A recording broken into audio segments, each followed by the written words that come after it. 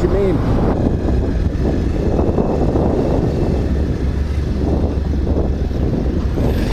Yeah, I've seen many. Yeah, I've seen many Red Cross China tents. Oh yeah.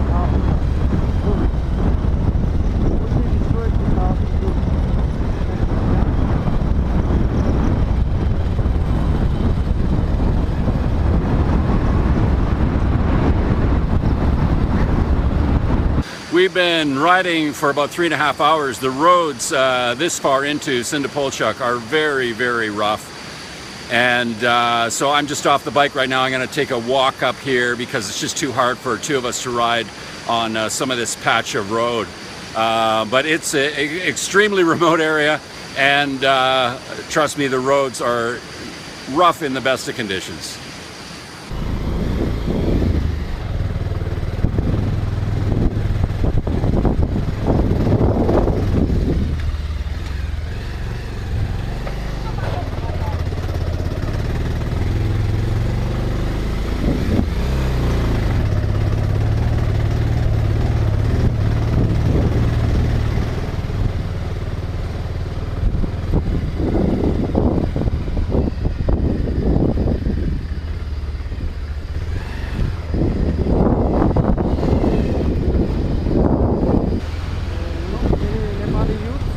Yeah, Nepali youth. And they come to here for the volunteer. Oh. Likewise.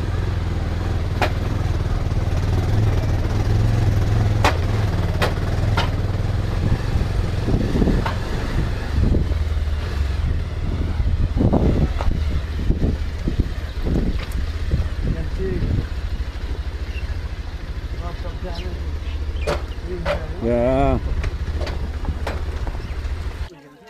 Well, I've had a chance to look around the village here, and it's clear that there definitely needs to be some outside help, because there's many elderly people that live here that have lived in houses that have been passed down by generations, and they just don't have the energy or strength to rebuild this house themselves. And there's probably not enough help within the village to rebuild all of these homes. They're doing the best they can to build shelters and help each other right now, and they're sharing a lot of these places. But for the long term, they're definitely going to need lots of outside help to rebuild this village. So this is all from the first earthquake. And nobody goes in these, you know, it looks like you can still maybe go in, but it's very dangerous in these. Very dangerous to go inside. Yeah. Inside the food, they cannot take out, you know. This school is broken now. Oh yeah. Make houses for the room for the student. So these are temporary school rooms. Ask the guide, you can see. What's your name, sir? Dinesh Khandka. And what do you do here? I am administrative officer of this school. The name of this school? Other Solo Yuvak Higher Secondary School. And it was damaged in the earthquake? Which was on Nepali date 129. Second time. Second earthquake. So May the 12th, this school was damaged in the earthquake? Yes. So you cannot conduct classes here now inside? Yes. So that's what the... we are making this TLC. Okay. TLC, Temporary Learning Center.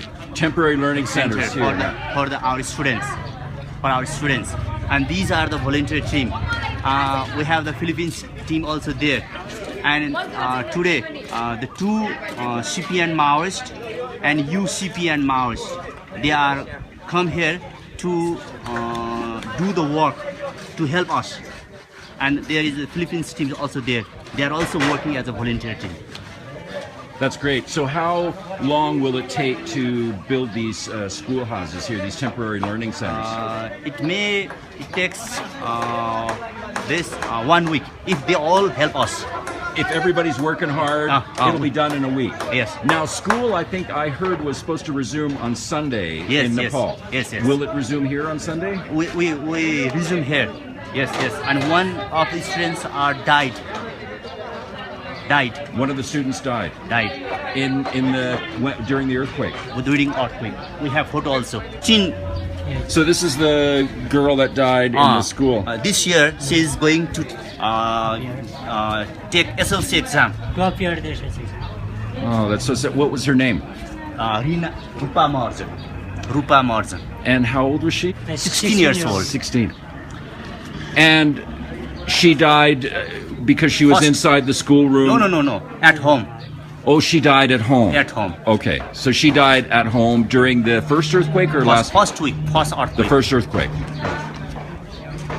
And is that the only student that died in this school? Yes. And are you doing any special tribute for her or memorial? Yes, we are doing in the first day, coming Sunday. We are doing some work. We are doing some work about art. So you will close the school on the first day in honor of her? Yes. Very good. Thank you, sir. And in this school, we have 1,700 students are here learning.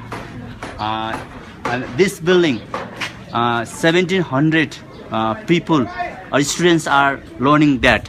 But that building is damaged in the second time, and the engineer team of the district education officer has told that it is risks. So we are building this TLC. Okay, so the engineer did a report and said that the school is too risky to stay in. Provide the red cards. Red card. Sorry? It means that it is not good to stay there. So we are making the TLC for that students. And the Luniva, one of the INGO, are helping us. And these are the volunteer team. I have already told that the CPN Maos and UCPN Maos has the cadres of CPN Maos and UCPN Maos, and our teachers and our principal and all the staffs are doing here. Very good. Now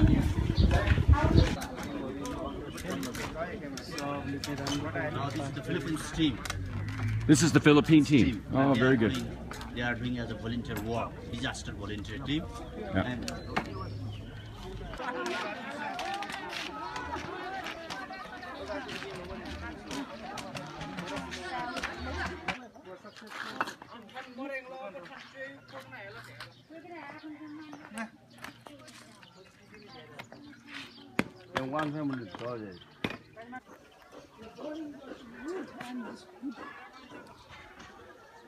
Oh, I see the army's up there, eh?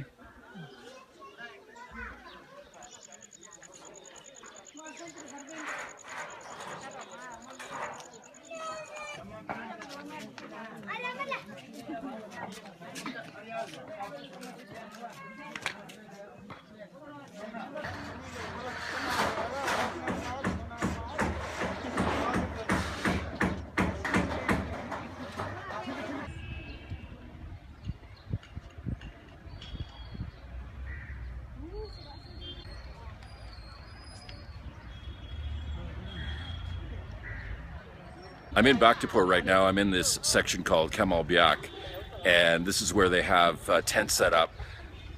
I've heard estimates up to 90% of the houses damaged here, either completely or at least they're not safe to live in anymore. So there's many people that are living in these tent camps, and this is one of the larger ones. There's tents, looks like that have been donated by China, some USAID. Toilets, sort of rough toilets that they've got here, and but the conditions look extremely uncomfortable for people. I mean, I've seen better tent camps around Kathmandu, and this one looks like it's very difficult living conditions. The school name of Saraswati English School, yeah. This school. Saraswati. Yeah. But we are in Bhaktapur, but this is the Kamal Biak section. And so these are the tents here, and people have been living here for 1 month right now, more than 1 month from the after the first earthquake, April 25th. But their all houses destroyed and nobody can stay inside their house. Yeah, and this young lady, what is your name? Mandira. Mandira. Yes. And this is Bikesh's sister-in-law. Yeah. And you've been living here for over 1 month now. Yes. And tell me, what is it like? It's a very, it's a very terrible to stay there. Really, really terrible to stay here. And this is one of the larger tents, and you said there's 35 people that are living in here right now. Yes. 35 people stay in the house, and difficult to get things and toilets, everything problem there. So these are the toilets over here from, it looks like they're marked US Aid. Yeah. And so they have And the given tents some, belong from the Chinese factory. and the blue tents are the donated from China. Yeah. Way to is go inside to the house. You put out So these ladies, their houses are broken. They've been damaged in the earthquakes, and they can't. They have items inside the house that they can't get right now. because there is no way, because all the houses are destroyed, displaced. Yeah. So they're waiting for the people to help them. So they're waiting for help so that they can get some of their things out. So we have had to take all kinds of shortcuts to get through to Durbar Square here in Bhaktapur, and we've been told to move through this area quickly.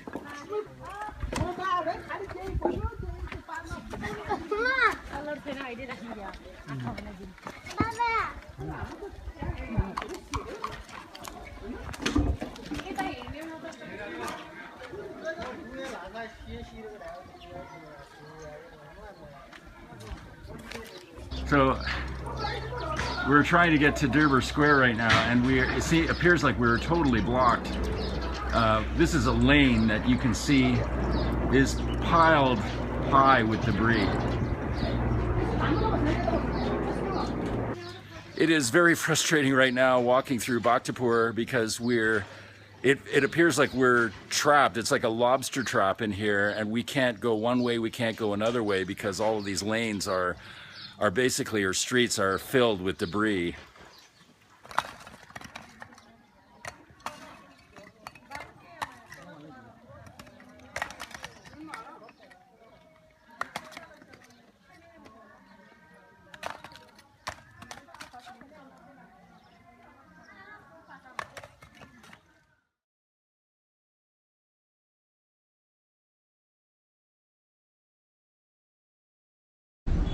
Hi there, thanks for joining me here in Kathmandu, Nepal.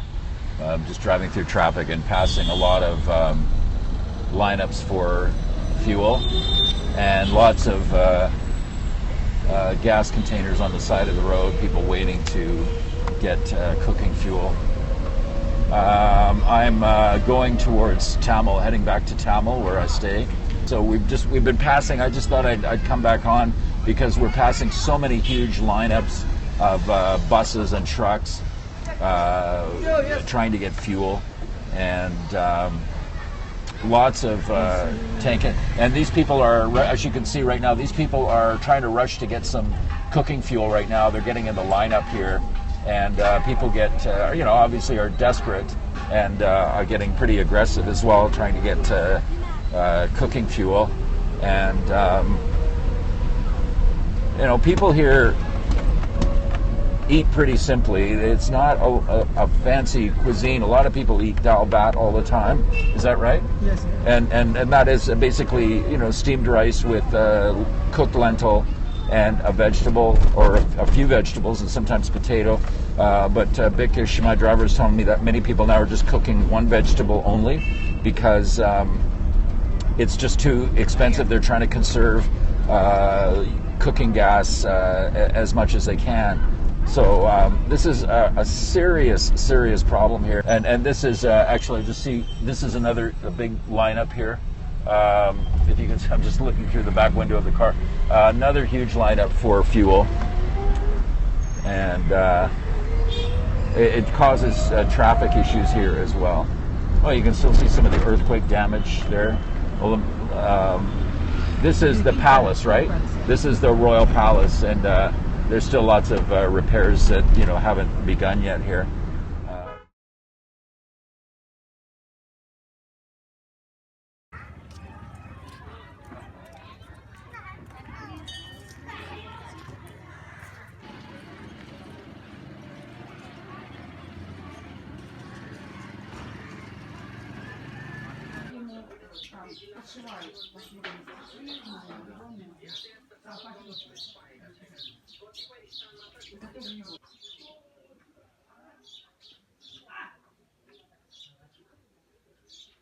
I'm here in Bhaktapur at Dattatreya Square, and in this area, when I visited here in May, many of the streets were just absolutely heaped in rubble. And since then, they've done a lot of cleanup, but we'll have a look and see what kind of progress they've made.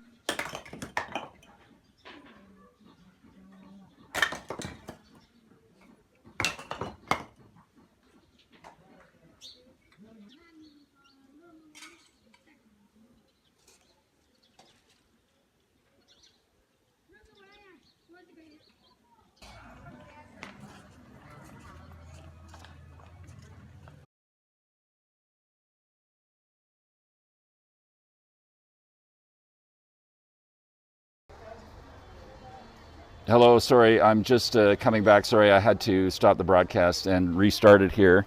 I am coming to you from Bhaktapur, where we've just experienced another earthquake, and you can see people have come out from their houses here and ran out into the square. I didn't know what was happening. All of a sudden, some guys came running toward us and said, "Earthquake, earthquake," and we looked up and we could see the spire on this temple shaking and some of the windows shaking as well, and it might have lasted maybe 30 seconds. How long do you think the earthquake lasted? How long? Maybe 30 seconds? 30 seconds?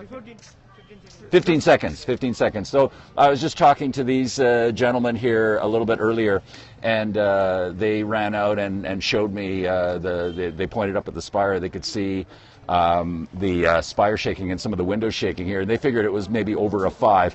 And they're experts now because they've lived through so many aftershocks here. And yes, this is Potts. I'm in Potter Square right now. So you can see many of the people came out of their homes and came out into the open space, for protection, so that nothing would fall on them. And these people have experienced a lot of trauma over the last few months. And I don't know if there was any damage, and we don't know where my driver Bikash is just trying to phone the earthquake center to find out how big the earthquake was, but he can't get through right now. So, this particular town suffered serious damage, and people went through a lot of trauma here. So you can imagine that people get pretty scared as soon as something happens when they've lived through some of the destruction that they've lived through. So, but there's nothing now. We figured it lasted about 15 seconds, and it seems okay now, but it was kind of definitely not expecting it. And these people came out into the square, and things are okay now. But when it first happened, I just finished the Periscope broadcast from Potter's Square here in Bhaktapur, and some people started just running out towards me and yelling, "Earthquake, earthquake." And they pointed up, and you could see the spire on this temple shaking, and some of the window frames shaking as well. But it lasted about 15 seconds. So.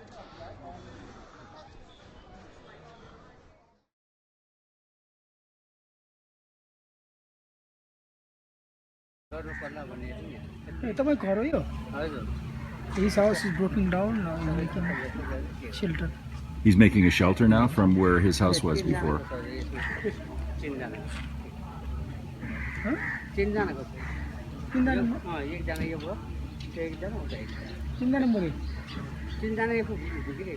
houses are down there. Three houses were here before. All destroyed. All destroyed. I'm in Sanku village now, and when I visited here in May, there was, again, lots of debris everywhere, lots of rubble. Since then, they've cleaned up the village quite a bit, although there's still some piles of bricks and rubble laying around here. And they've converted places like behind me, buildings that used to be 2 or 3 stories high are now 1 story high as housing or shelters.